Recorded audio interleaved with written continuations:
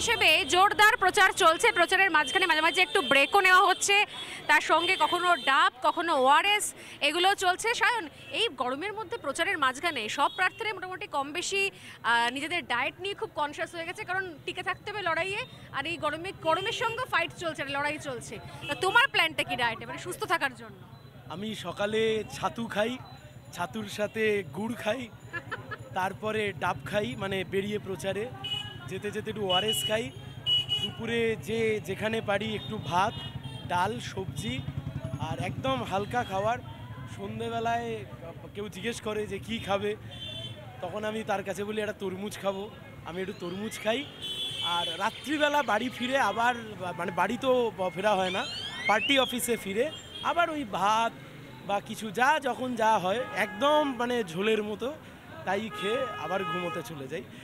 আমি সারাদিনে যদি এখন আমাকে কেউ লিকুইড খেয়ে থাকতে বলে, আমার পক্ষে সেটা সবচেয়ে ভালো, মানে তাতে আমার কষ্টটা কম হয়। কিন্তু লিকুইড খেলে আমি দেখলাম যে সারাদিনে মানে সায়নের কিন্তু চায়ের নেশা নেই প্রায়, মানে আমাদের নিজেদেরই দুপা অন্তর চা না হলে চলে না দাঁড়িয়ে থেকে, বাট সায়নের সঙ্গে কোনো চায় পে চর্চা হলো না, চায়ের নেশাটা নেই কেন? তুমি আমার সাথে ডাবের চর্চা করতে পারো, তুমি আমার সাথে ওআরএস এর চর্চা করতে পারো।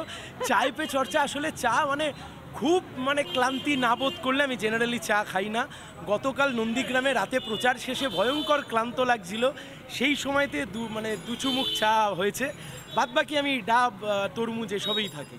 সারাদিন কিরকম টোটোয় মাথায় রোদের নিয়ে টোটোয় নিয়ে প্রচার চলে, নাকি মাঝে মধ্যে দামি বেশ 17-18 লাখ টাকার গাড়িতেও প্রচার হচ্ছে?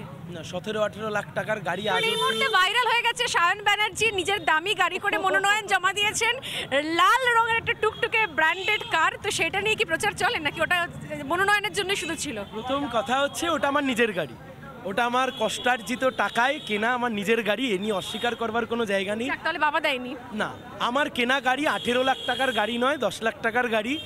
তৃতীয় কথা হচ্ছে মনোনয়নে ওই গাড়িটাতে আমি ছিলাম, কিন্তু এত ভিড় ছিল দু সাইড থেকে গাড়ির কাঁচ ভেঙে যেত, আমি গাড়ি থেকে নেমে গিয়ে নিজে হাঁটতে হাঁটতে গেছি।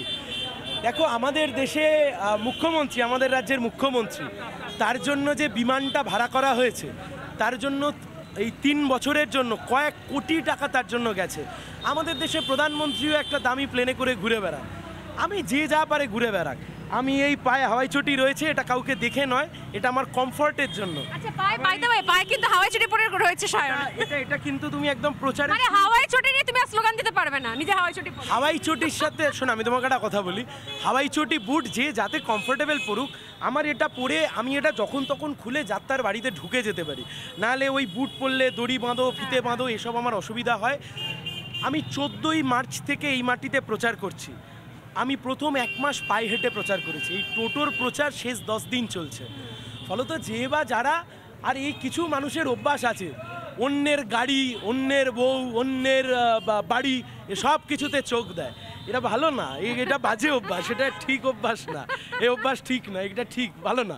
ঠিক আছে, আপনারা দেখেছেন, ঠিক আছে, ভালো লেগেছে, কিন্তু আবার আমি বলছি, গাড়ি বাড়ি চড়া বা গাড়ি বাড়িটা অপরাধ নয়, কিন্তু অপরাধ হচ্ছে আপনি সেটা চুরি দুর্নীতির টাকায় করেছেন না খেটে করেছেন।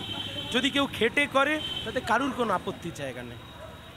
মানে লড়াইয়ের ময়দানে বাম প্রার্থীরাও বেশ সেই গ্ল্যামারাস প্রচার, এটা তো প্রথমবার দেখতে পাওয়া যাচ্ছে, এত একদিকে এত ইয়াং ফেসেস, তার সঙ্গে একটা বেশ গ্ল্যামারাস প্রচার। আমার কাছে যদি টাকা থাকতো আর পার্টি যদি অনুমোদন দিত, হেলিকপ্টার নিতে নাকি? আমি একই দিনে নন্দীগ্রাম থেকে হলদিয়া হয়ে কোলাঘাটে প্রচার করতাম, তার জন্য হেলিকপ্টার লাগতো, কিন্তু তার জন্য প্রচুর টাকা লাগে, সেই টাকা বামপন্থীদের নেই, ইলেকটোরাল বন্ডও নেই, সারদা রোজভ্যালি নারদাও নেই, আর তার সাথে শিক্ষক নিয়োগ দুর্নীতির টাকাও নেই। সোশ্যাল মিডিয়াতে বলেছিলাম হেল্প পাঠান, এখন অবধি 4 লক্ষ টাকা মানুষজন পাঠিয়েছেন, আর বাদ বাকি সবাই যা মিলে হেল্প করেছেন তাতে প্রচার চলছে, এই প্রচারই চলছে, এই পুঁজি করেই জিতবো, এটাই আসল কথা। কিন্তু আবার বলছি, সময়ের সাথে তাল মিলিয়ে এগিয়ে যাওয়াটাই বুদ্ধিমত্তার পরিচয়। একদম, ইয়াং জেনারেশন বারবার করে বলা হচ্ছে, আমি ভোটেও শুনছিলাম যে তরুণ প্রজন্ম ইয়াং জেনারেশনের পাশে থাকুন, কিন্তু ভোটের ময়দানে বা প্রচারে বা সংগঠনের ক্ষেত্রে সেরকম ইয়াং ফেসেস দেখতে পাচ্ছি না। তখন পুরনো সংগঠন যারা এতদিন ধরে সামলে এসছেন তারাই রয়েছেন, ইয়াং ফেসেস কি তাহলে সবই হচ্ছে ভাতা হোক বা স্কোপ হোক বা অপরচুনিটি হোক শাসক দলের দিকে চলে গিয়েছে, কি মনে হয়? না না, তা কেন? ধরো তোমাদের রিপাবলিক, অর্ণব গোস্বামীর মতো এক্সপিরিয়েন্স জার্নালিস্টও রয়েছে, তোমরা ইয়ং, একদম পুরো ইয়ং ফ্রেশ ব্লাড তোমরাও রয়েছো, পার্টিটাও এরকম স্বর্ণালী, এখানে মোহাম্মদ নতুন সেলিম ক্রমশ আসছে, নতুন তৈরি হচ্ছে। অভিজ্ঞতা, নতুন, এটা তো আন্দোলনে তৈরি হয়। আমাদের এখানে ইব্রাহিম আলী দাঁড়িয়ে আছে, 2016 সালে ইব্রাহিম জিতেছিল। একদম। 2016 সালে গোটা রাজ্যে সবচাইতে ইয়ংগেস্ট এমএলএ হাউসের মধ্যে সেটা কিন্তু ইব্রাহিম। আজকে আমাদের প্রার্থীদের মধ্যে সৃজন আমার চেয়ে মনে হয় 1.5-2 মাসের বড়, দীপশিতা আমার তাই। চেয়ে 2-3 মাসের বড়, প্রতিকূল আমাদের চেয়ে 1 বছর খানেকের বড় সম্ভবত হতে পারে। এই যে 30 থেকে 31, আমরা তো কেউ হেলিকপ্টারে করে নামিনি, আমাদের কেউ বাবা কাকা মন্ত্রী নয় যে এসে আমাদেরকে একটা ভোটে দাঁড় করিয়ে দিয়েছে। একদম। লড়াই লড়েছি, আন্দোলন করেছি, জেলে গেছি, আদালতে লড়েছি, বাইরে লড়েছি, কারুর মাথা ফেটেছে, পুলিশকে তোয়াক্কা করিনি, ওপেন চ্যালেঞ্জ করেছি।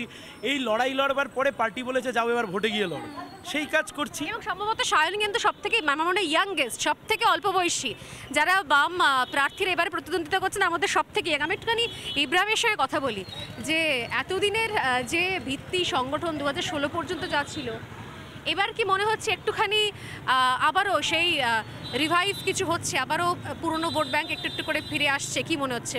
মানে শুরু থেকে আপনিও সায়নের সঙ্গে রয়েছেন এবং আমি দেখলাম যে প্রতি জায়গাতে ইব্রাহিম কিন্তু নিজে থেকে দায়িত্ব নিয়ে পরিচয় করিয়ে দিচ্ছেন যে ইনি সায়ন আইনজীবী, আমাদের প্রার্থী, প্রত্যেক ক্ষেত্রে দায়িত্ব নিয়ে আগে থেকে এসে প্রচার করিয়ে দিচ্ছেন। তো কি মনে হয় সেটা?